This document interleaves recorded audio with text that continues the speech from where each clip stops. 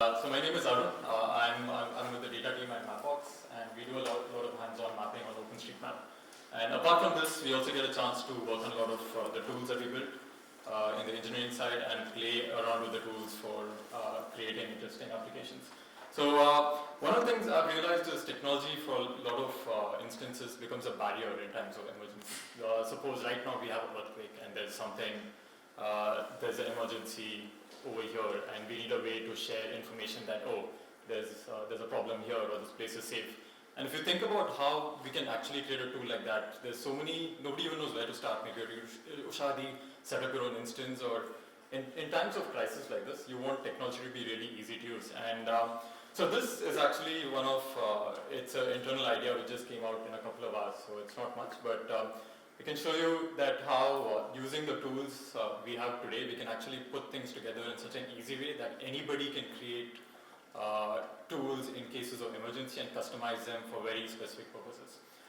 So this is, it's just a quick demo of a field reporting tool, and it's called Field Notes. It's, the code is on OSM Lab, and it's as simple as this. You have an interactive map, and you can go anywhere, and if you want to add a note, you can just click on it, mark it safe or it's dangerous, put your name, and it's done.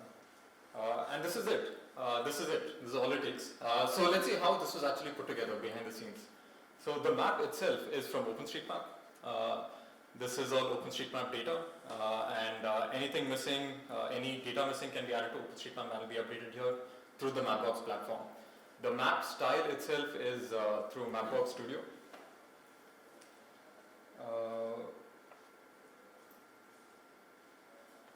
Where you can easily customize the style based on your requirements.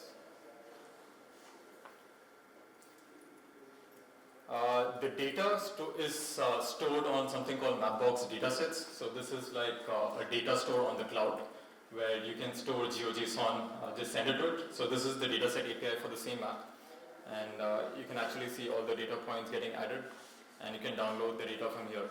So there's no reason for anybody to set up their own Postgres database or think about the backend. And so the code for it is just under 180 lines of code. So this is the whole JavaScript which runs this.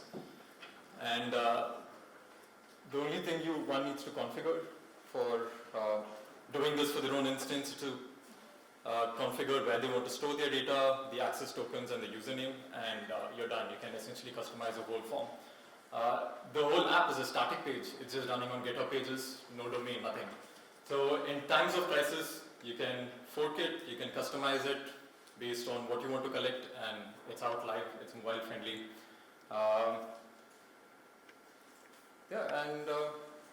It's on WebGL, which enables a whole lot of interactivity with the map, which is otherwise not possible with a normal raster map. And a good example of how this was used recently is during the floods in Chennai last year, where a bunch of us managed to customize this to create an app called the Chennai Flood Map, which is a very simple tool for people to mark streets as flooded. So all they had to do was go to a street which was flooded and click on it, and this would get stored in the database as a flooded street, and anybody else would get to see this. So during the 1 week of Chennai floods, over 15,000 streets were reported as flooded using this tool. And this is the only source of information for coordinating relief work. So this tool was used by, it had over 1 million hits during that 1 week of the floods. And this is a good example of how scalable and how useful timely response is with technology. So yeah, anybody can be a map developer. You don't need to have a computer science background. You can just fork the code, follow some instructions, and you have it. Thank you.